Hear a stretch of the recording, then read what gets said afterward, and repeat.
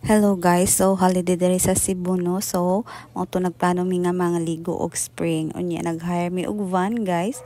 Hantod nga naabot na ang van nga among gi-hire. Unya excited na kay mukat-kat ang mga bayot. Then mao to guys no. Nasud na jud mi tanan sa van. Of course kay nasud na mi sa van, tuloy-tuloy ang saya sa mga bayot. Samtang ga video-video ko, ang mga marites excited na kay muna og dayon kay naabot naman jud mi taon sa among destination guys. So tanawan ninyo ang lugar kung unsa kanindot guys. Barato ra sad siya guys, dili siya mahal.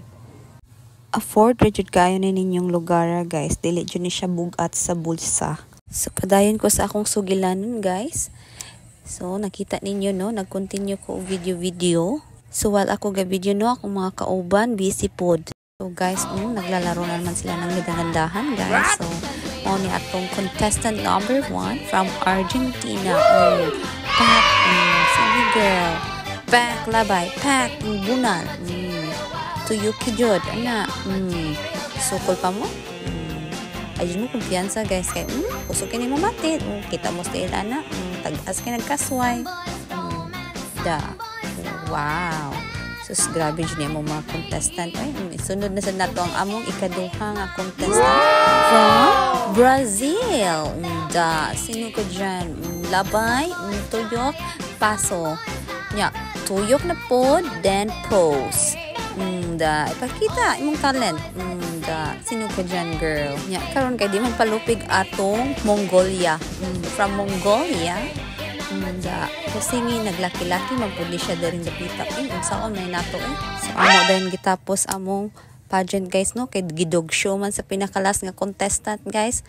Karon ka-idea nami nga mag-slide na pod. So nakita ninyo ni slide na ang usa, mura kuno siya gibalian guys. Isunod na po nila mo ang usa. Tanawa guys, wa pa kanina bagok iyang ulo daring dapita no. Sakit kaayo to jud. Naka-realize ko guys, kapoy man day mag-video so amo na lang time lapse guys no. So mao ni maraming mga bakukang sa inyong nakita. Paspas kaayo, lingaw kaayo midihang dapita guys. So lingaw jud kayo ang mga bayot no. Mao na nga mga bayot guys nga successful ilang operasyon sa Thailand guys. Makita jud na ninyo kung unsa ng mga bayuta ka mga gwapa ron. Nahimo na jud silang mabayan guys kay na success ang ilang operasyon sa Thailand. Mao ning mga bayot guys na successful ang operasyon sa Thailand.